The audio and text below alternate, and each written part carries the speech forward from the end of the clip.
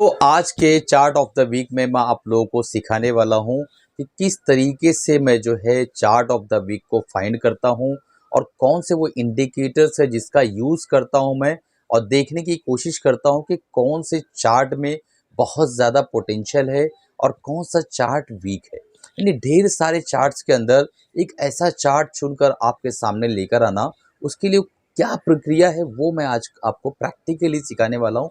तो बिना स्किप किए हुए लास्ट तक देखिएगा ताकि आपको समझ में आए। तो वीडियो का पहला भाग ये रहेगा कि चार्ट ऑफ द वीक मैं किस तरीके से चुनाव करता हूँ, किस तरीके से कौन से वो नियम है, कौन से वो रूल्स है जिनके बेस पे मैं डिसीजन लेता हूँ कि ये चार्ट ऑफ द वीक हमारा जो है इस हफ्ते का, इस सप्ताह का रहेगा। दूसरा, निफ्टी का एनालिसिस हम करने वाले हैं और देखने वाले हैं कि पिछले 1.5-2 हफ्तों से जो खेल चल रहा है वो किस तरीके से, अभी किस करवट चलने वाला है और किस तरफ निफ्टी जा सकती है। वो सारी चीज़ों को हम देखने वाले हैं। तो बिना स्किप किए हुए जो है लास्ट तक देखिए। तीसरा पॉइंट जो हम डिस्कस करने वाले हैं इस वीडियो के अंदर, जैसा कि आपको पता है कि पिछले 2 हफ्तों में मैं यहाँ पर जो वीडियो बनाने के लिए आपके सामने नहीं आ पाया क्योंकि कुछ पर्सनल काम से मैं काफ़ी बिजी था। टेलीग्राम का चैनल बिल्कुल फ्री है, नीचे डिस्क्रिप्शन में लिंक है, आप ज्वाइन कर सकते हैं। मैंने वहाँ जो है बता दिया था और काफ़ी जो है मैं बहुत ज़्यादा एक्टिव नहीं था, मार्केट में भी ज़्यादा एक्टिव नहीं था और साथ में वीडियोस भी हमारे नहीं बन रहे थे। तो आप लोगों का बहुत बहुत धन्यवाद कि आप जो है सब्र के साथ इस चैनल पे बने रहें। कुछ ऐसे सब्सक्राइबर थे जिन्होंने चैनल को अनसब्सक्राइब भी कर दिया है, तो कोई बात नहीं, वो लौट आएंगे। बहरहाल, तो आज हम तीसरी बात करने वाले हैं कि रिटेलर क्या करे।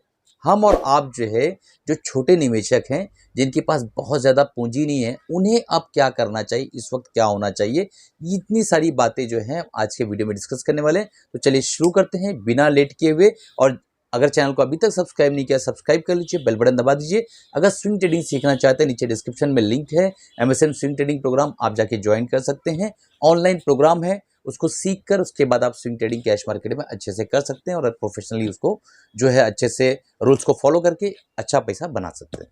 तो चलते हैं चार्ट पर।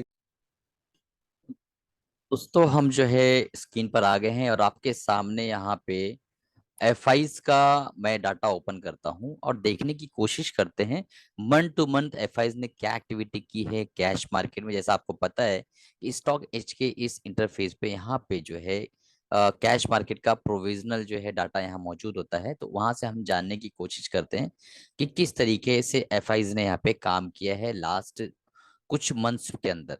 तो उससे हमें एक आइडिया मिलेगा कि मार्केट के अंदर क्या चल रहा है और किस तरफ किस दिशा पे मार्केट जा सकती है। तो वीडियो का कुछ पार्ट बहुत मजा आने वाला है, कुछ पार्ट के अंदर बहुत बोरियत महसूस होने वाली है। तो अगर बोरियत महसूस हो रही है तो आप चले जाइए, तुरंत स्किप कर दीजिए, दूसरे चैनल पे चले जाइए या कहीं रील्स पे चले जाइए जहां बहुत ज्यादा मजा आता हो। क्योंकि अगर ये एजुकेशनल चैनल है तो यहाँ पे बहुत ज्यादा एडिटिंग और बहुत ज्यादा रोमांचिक या इंटरेस्ट वाली बातें तो होने वाली नहीं है। क्योंकि यहाँ पे सब पढ़ाई लिखाई की बात होगी, समझदारी की बात होगी, तो उसके लिए थोड़ा बहुत बोरियत तो महसूस करना पड़ेगा आपको। तो चलते हैं और देखने की कोशिश करते हैं कि किस तरीके से जो है इन्होंने जो सेलिंग की है। तो कैश मार्केट में अगर आप देखें यहाँ पर तो आपको समझ में आएगा कि नवंबर के अंदर जो है अभी जो चालू हुआ है, जस्ट स्टार्ट हुआ है नवंबर, तो इसके अंदर आप देख पाएंगे यहाँ पे कि 3000 करोड़ के आसपास की यहाँ पे सेलिंग ऑलरेडी एफआईज ने कैश मार्केट में कर दी है। अक्टूबर में 30,000 करोड़, सितंबर में 26,000 करोड़, अगस्त में 20,000 करोड़। ठीक है, तो 20, 26, 30 और 3000। तो नवंबर का हम लोग अभी फिलहाल के लिए छोड़ ही देते हैं, अगस्त सितंबर अक्टूबर को कंसिडर करते हैं। तो 20, 26, 30, ठीक है, तो ये आंकड़ा हमारे पास यहाँ सामने निकल कर आया है। अब यहाँ देखना ये है कि डीआईज ने क्या काम किया है पिछले 3 महीनों के अंदर, यानी अगस्त सितंबर अक्टूबर में डीआईज ने किस तरीके से कारोबार किया है वो मैं आपको दिखाता हूं। उसके बाद ही हम डिसाइड करेंगे कि हमें डरना है या नहीं डरना है। तो 20, 26 और 30 का आंकड़ा था।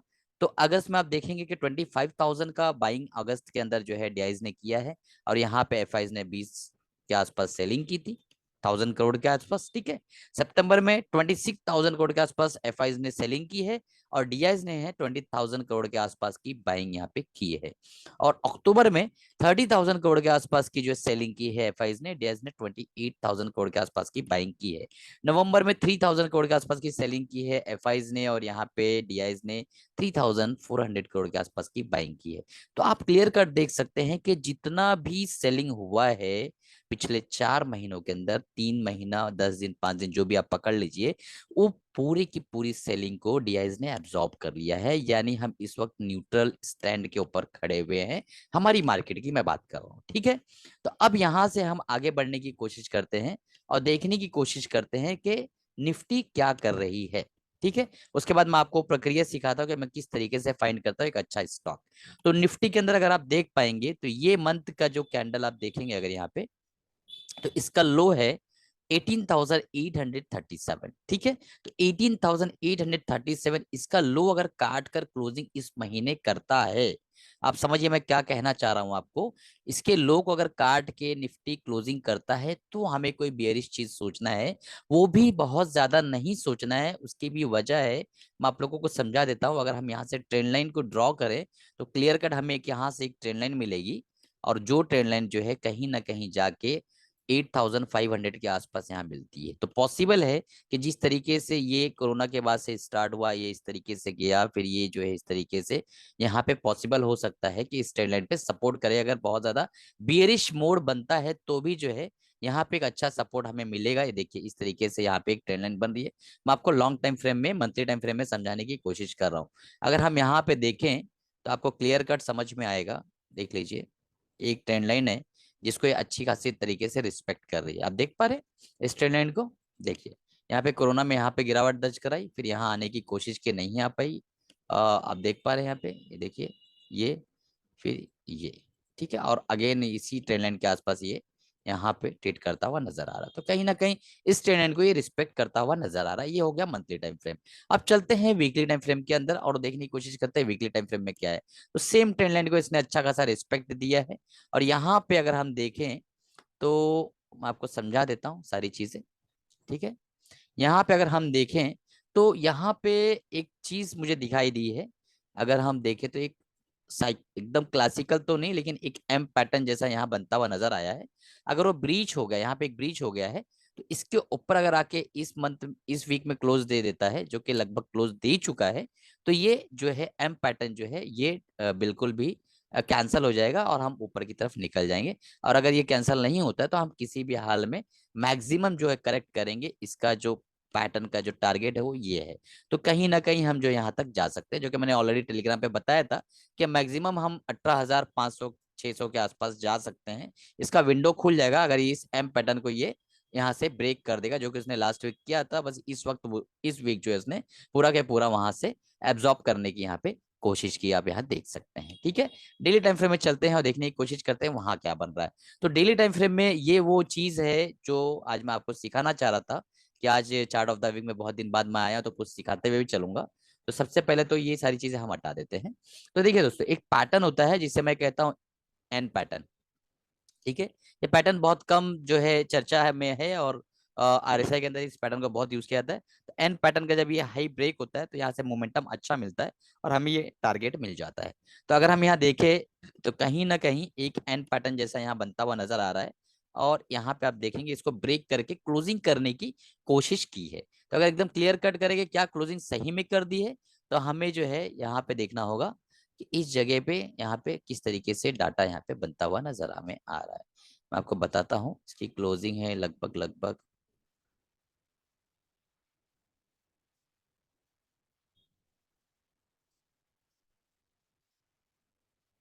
Just a minute. तो बिल्कुल इसने गैप अप ओपन करके और यहाँ पे इसके ऊपर क्लोजिंग दर्ज कराने की कोशिश की है। बट अभी भी ये जो एन पैटर्न है ये कंफर्म नहीं हुआ है। डेली टाइम फ्रेम का जो एन पैटर्न है, आपने एन अल्फाबेट देखा होगा ना, उस अल्फाबेट की मैं बात कर रहा हूँ। तो ये एक चीज आपको निफ्टी के अंदर एक अच्छी सीखने मिली, और ये सारी की सारी सेलिंग जो है एकदम इम्पल्सिव सेलिंग थी, और ये इसको एब्जॉर्ब होना ही था। जैसा कि मैंने ऑलरेडी टेलीग्राम पे बता दिया था कि ये सेलिंग्स जो है इम्पल्सिव है और इसके ऊपर क्लोज करता है तो हम बुलिश है। इसके बाद ये जो दो कैंडल बना था, यहाँ पे मैंने कोई कमेंट नहीं किया, क्योंकि मुझे पता था कि सारे लोगों को इस जो है रैली जो भी स्टार्ट होगी यहाँ से, उस रैली में बैठने नहीं दिया जाएगा। और यहाँ पे एक माइनर करेक्शन आने के बाद यहाँ से वापस से गैप अप ओपन करके बहुत तेजी के साथ माल भर के ऊपर लेके जाया गया, और बड़े लोगों के द्वारा यहाँ पे जो है ट्रैप किया गया लोगों को, रिटेलर्स को काफी ट्रैप किया गया कि भाई हम फिर से नीचे जा रहे हैं और यहाँ पे कहीं ना कहीं डबल बॉटम बनाएंगे या लोअर लोज बनाएंगे। समझ रहे हो ना, एक लोअर लोज का जो फॉर्मेशन होता है ना, उस तरीके से इसको दर्शाया गया और उसके बाद उसको जो है यहाँ पे ऊपर लेके गए। और ऐसा ले गए कि गैप अप ओपनिंग डोजी, फिर गैप अप ओपनिंग डोजी, तो कोई समझ ही नहीं पाया कि हम ऊपर जा रहे हैं। बहरहाल आज ये वीडियो देखने के बाद तो काफी लोगों को समझ में आएगा कि हम किस तरफ जा रहे हैं। अब चलते हैं, बात करते हैं कि रिटेलर्स को क्या करना चाहिए। तो यहाँ पे मेरे लिए सबसे प्यारा जो मेरा इंडिकेटर है, सबसे सिंपल इंडिकेटर और सबसे बेहतरीन इंडिकेटर, वो है बॉलिंजर बैंड। ठीक है, और मैं टेलीग्राम पे हमेशा बताते रहता हूं कि मिडल बॉलिंजर बैंड हमारा 19,420 के आसपास है। तो हम इसको कंसीडर करते हैं 19,400 के आसपास। यहाँ पे इसको एक अच्छा ह्यूज रेजिस्टेंस मिलने वाला है।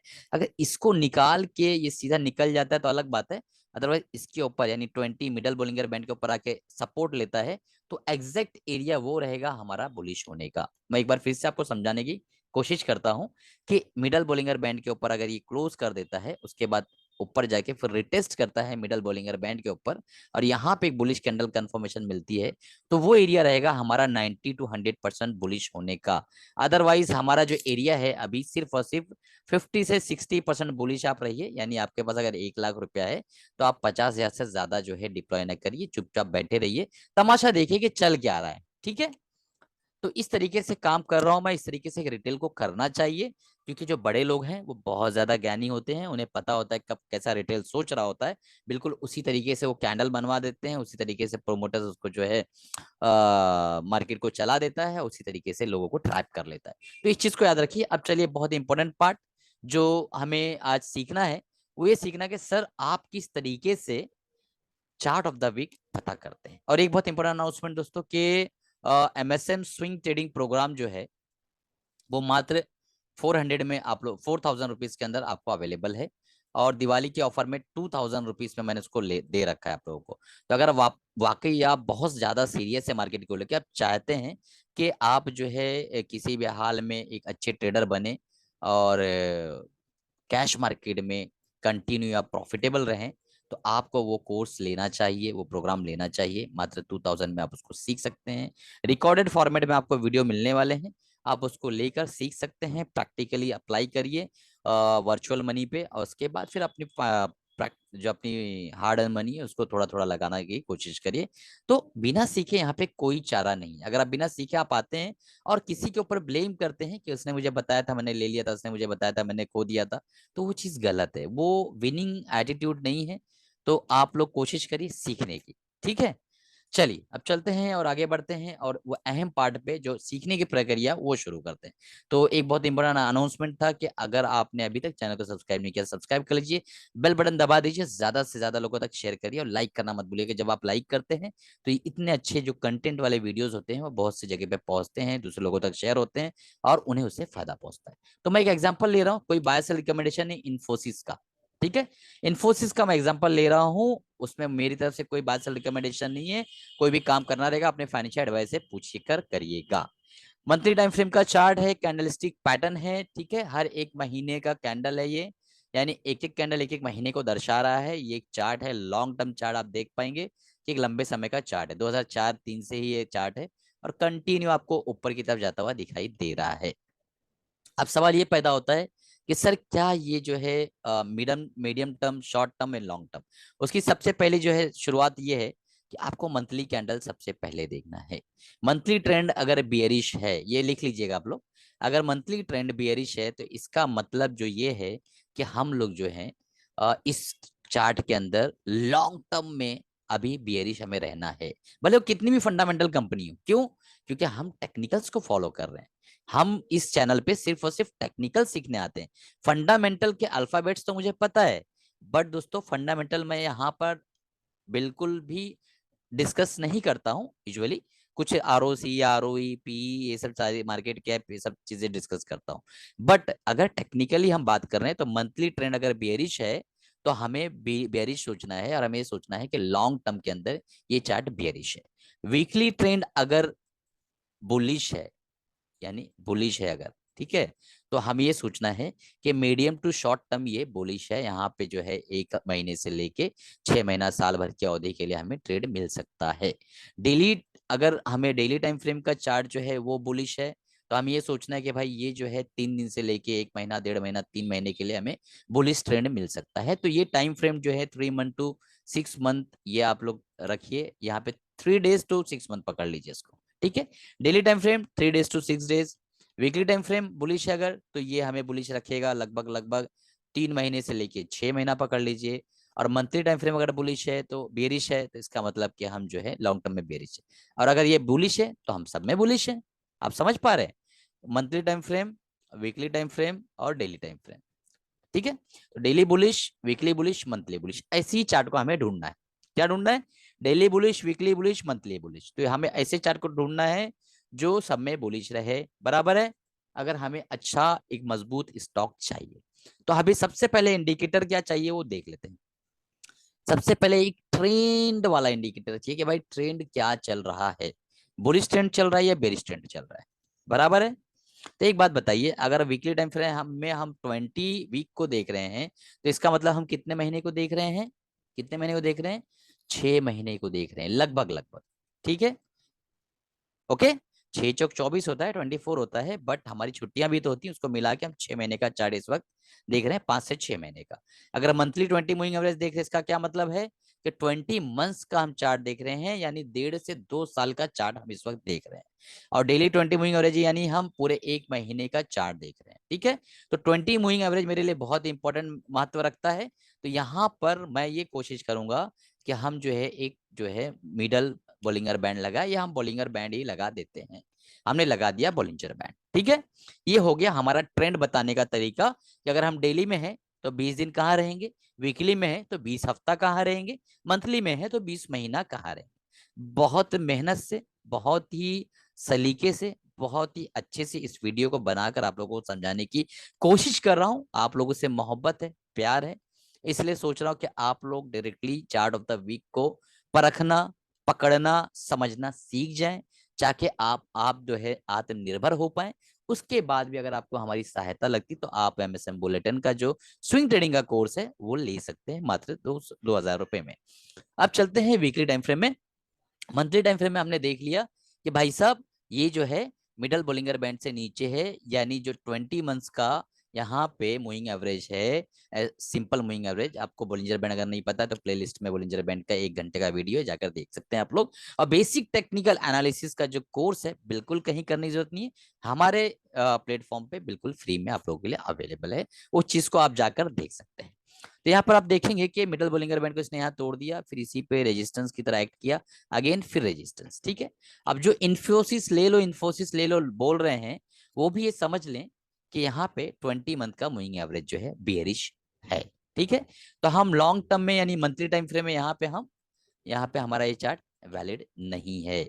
अब चलते हैं दूसरी तरफ, और वीकली टाइम फ्रेम का हम जो है यहाँ पर देखने की कोशिश करते हैं कि वीकली टाइम फ्रेम में ये क्या करता है। तो देखिए मिडल बोलिंगर बैंड के बारे में समझ लीजिए। जब ये बेरिश होता है तो मिडल बोलिंगर बैंड पे एज ए रेजिस्टेंस एक्ट करता है। एक बार इसको ब्रेक कर दिया और नीचे आने की कोशिश करता, नहीं आ पाता है, तो वो समझो कि यहाँ पर आपका मिडल बोलिंगर बैंड जो अगर सपोर्ट लेता है और ऊपर जाके अपर बोलिंगर बैंड को एक बार भी ब्रीच करता है, तो ये बुलिश हो जाता है उस टाइम फ्रेम में, यानी वीकली टाइम फ्रेम में।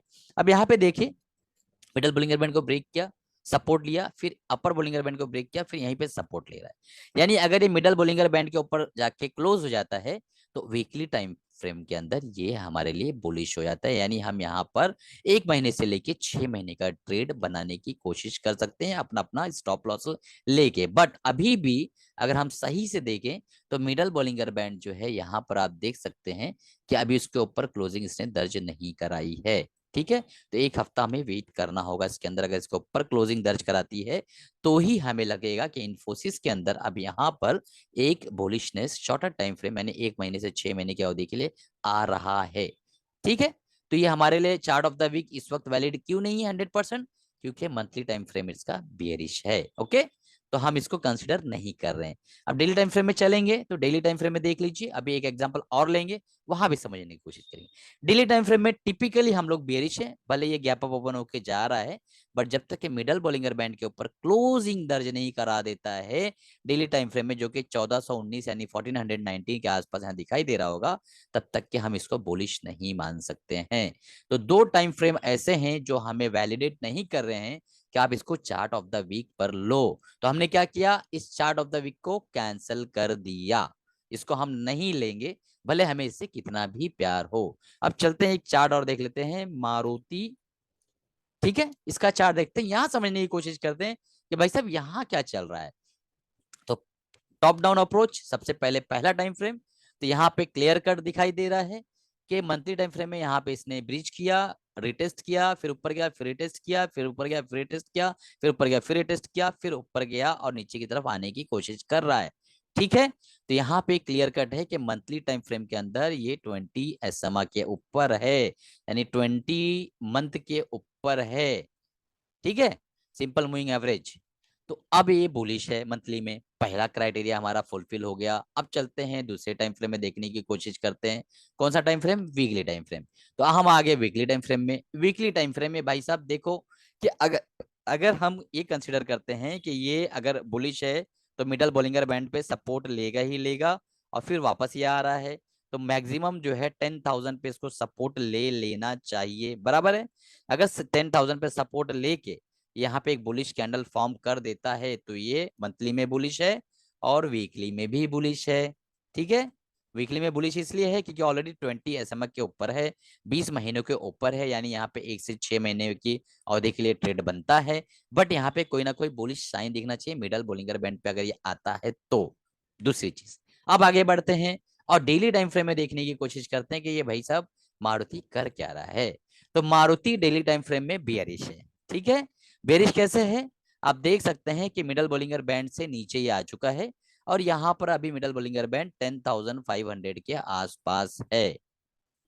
ठीक है, यहां आप देखिए यहाँ पे, तो जब तक के मिडल बोलिंगर बैंड के ऊपर क्लोजिंग नहीं देगा वीकली टाइम फ्रेम के अंदर हमारी entry chart of the week के बेसिस पे नहीं होगी। क्यों? मंथली बुलिश, वीकली बुलिश पर डेली बियरिश। जैसी डेली बुलिश होता है, मंथली और वीकली बुलिश है, हम इसके अंदर एंट्री बनाएंगे और अपना एक स्टॉप लॉस रखेंगे 2-5-7% का, चुपचाप बैठे रहेंगे। ठीक है, जब तक कि हमारा स्टॉप लॉस हिट नहीं हो जाता है। तो ये वो प्रक्रिया है जिसके बिहाफ में मैंने 2 एग्जांपल दिया हूं। आपको चाहिए तो मैं एक और एग्जांपल देता हूं, कोई प्रॉब्लम नहीं, एक एग्जांपल और लेते वक्त अगर आपके पास है तो और सिखा देता हूं।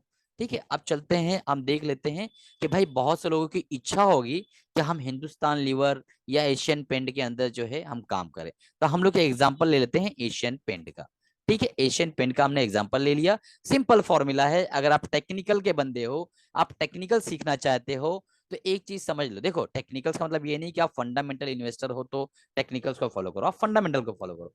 लेकिन अगर आप टेक्निकल को सीखना चाहते हो तो सीधा समझ लो कि मंथली टाइम फ्रेम में अभी इस वक्त जो है एशियन पेंट 20 SMA के नीचे है तो बियरिश है। क्यों? देखिए यहाँ पे support support support support support, देखिए कंसिस्टेंट 5-6 महीना सपोर्ट, फिर यहाँ भी सपोर्ट लेने की कोशिश किया, यहाँ भी कोशिश किया, बट गिव अप कर दिया, नीचे की तरफ आया, फिर नीचे आ रहा है तो बियरिश है। मंथली टाइम फ्रेम में हम बियरिश है। ठीक है, अब चलते हैं दूसरे टाइम फ्रेम में, यहाँ देख लेते हैं कि क्या टाइम फ्रेम में, वीकली टाइम फ्रेम में चल के देख लेते हैं कि क्या बोल रहा है। तो वीकली टाइम फ्रेम में हम यहाँ पे बियरिश हैं, जब तक 20 SMA के नीचे नहीं आएगा, ऊपर नहीं आएगा, हम बुलिश नहीं हो सकते। डेली टाइम फ्रेम में चलते हैं, यहाँ पे बियरिश है। तो अब अगर फंडामेंटल इन्वेस्टर हो तो अगर फंडामेंटल इसके बेस्ट है तो नीचे आ रहा है वो आपके लिए बेहतर है, अपॉर्चुनिटी है। पर टेक्निकल इन्वेस्टर हो तो please please please, technical investor कभी भी ट्रेंड को फॉलो करता है या तो मोमेंटम को फॉलो करता है। वापस रिपीट कर रहा हूं, टेक्निकल बंदा जो है, जो टेक्निकल को फॉलो करता है वो तो या तो ट्रेंड को फॉलो करता है, ट्रेंड को फॉलो करता है, या तो मोमेंटम को फॉलो करता है, मोमेंटम को।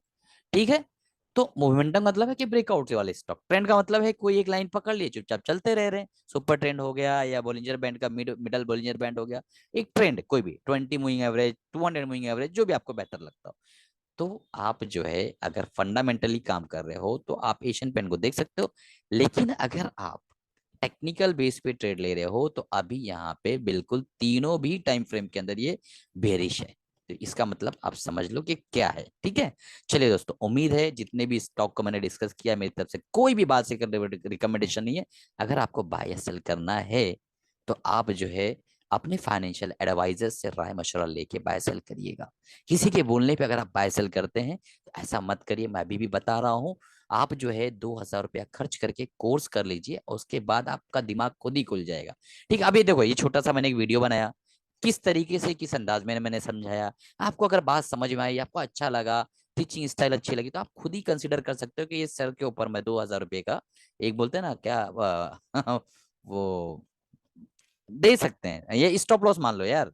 ये स्टॉप लॉस मान लो कि 2000 का स्टॉप लॉस हम जो है सर को दे सकते हैं, ठीक है, अगर पढ़ाने की स्टाइल आपको पसंद है। तो एक मैंने सोचा कि इस बार चार्ट ऑफ द वीक बताने के बताए, चार्ट ऑफ द वीक को किस तरीके से मैं बनाता हूँ वो आपको बताऊं। तो कैसा लगा वीडियो बताइएगा, कमेंट करिएगा यार, बहुत दिन बाद आ रहा हूँ, आप लोग अच्छा कमेंट करेंगे, शेयर करेंगे तो मजा आएगा, और ज्यादा वीडियो लेकर आऊंगा आप लोगों के लिए। चलिए, कमाते रहिए, कुछ रहिए, अपना और अपनी फैमिली का ख्याल रखिए दोस्तों। मिलते हैं अगले प्रोग्राम में अगले वीडियो के साथ। कोशिश करूंगा कि हफ्ते में 3 वीडियो तो कम से कम आप लोगों के लिए डालूं।